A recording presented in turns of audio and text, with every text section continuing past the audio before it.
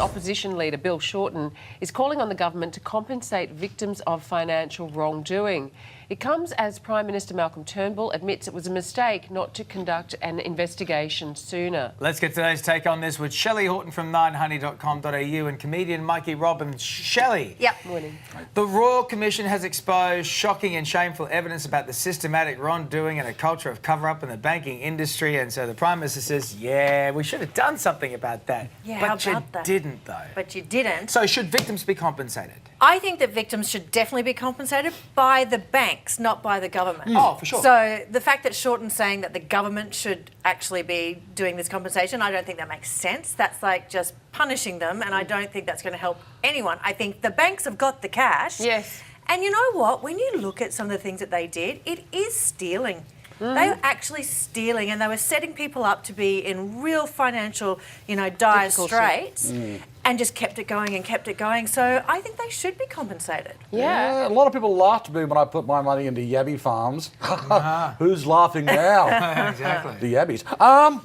The thing with what Shorten has actually said, he said it should be considered. So he's not really nailing himself to this compensation issue. But I think you're 100% right. It shouldn't be the government's job, and the banks have got more than enough money, even if they pay back 10 cents in the dollar that they took.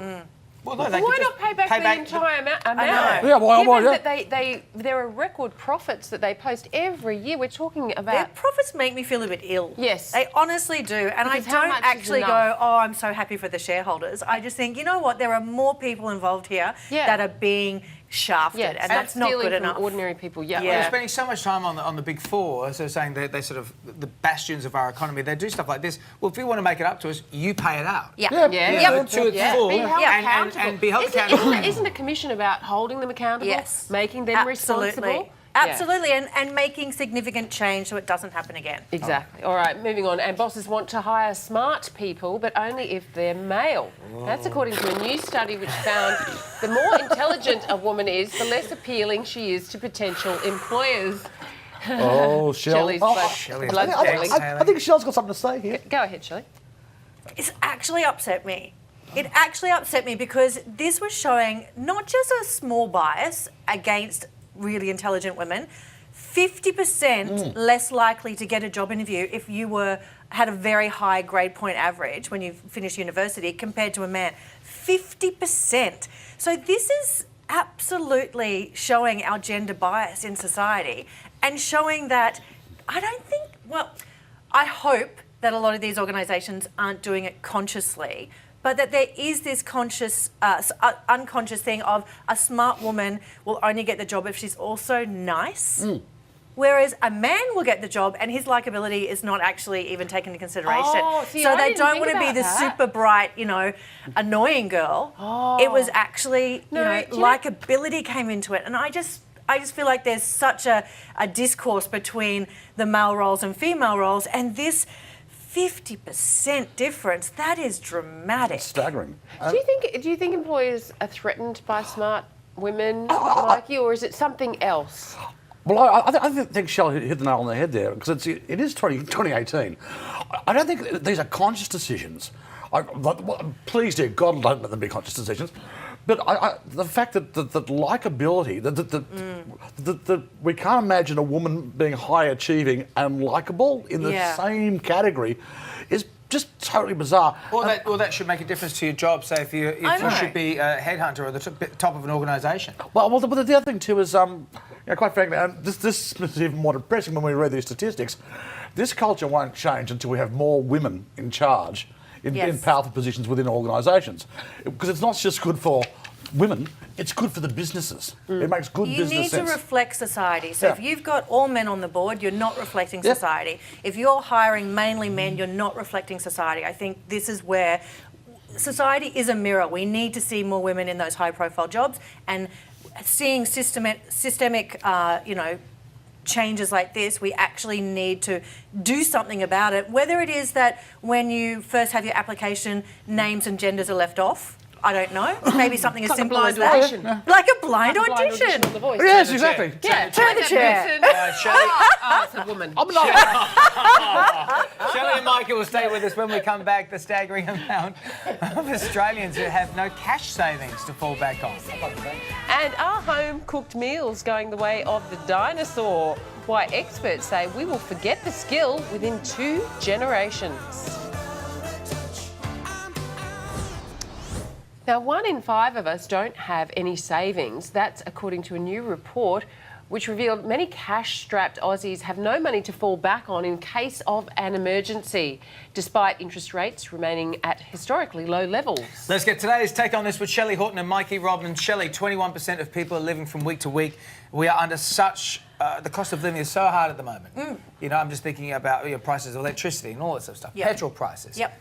This isn't a surprise, is it? No, it's not a surprise, but with my personal example, I was like that in my first marriage and we were in debt, we had huge credit card debt, and for me, I had to kind of get into a bad situation, got rid of the STD, the sexually transmitted debt, with my husband, and now I'm actually very conservative with my money and I learnt how to budget.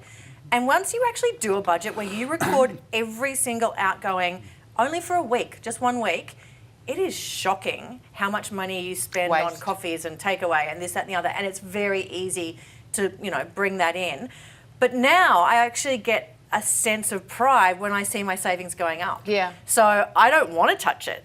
And I think that I hope other people could get into that sort of feeling of seeing the pride rather than having that instant gratification of buying something. Or, is it the cost of living? That's the other issue No, yeah, at play here. Buy 2 coffees a day and that's nearly Exactly. $10. Most That's people, I $10, think, their yeah. money it just goes in Yeah. trying to keep a car on the road, or well, trying to put a roof over your head, or trying to Yeah. pay utilities. I mean, it's that weird thing, like you just a walk to the shops and back, and you come back and you realise you've drained your wallet and you've bought only a few things. Look, I'm really good at budgeting because I've got Laura.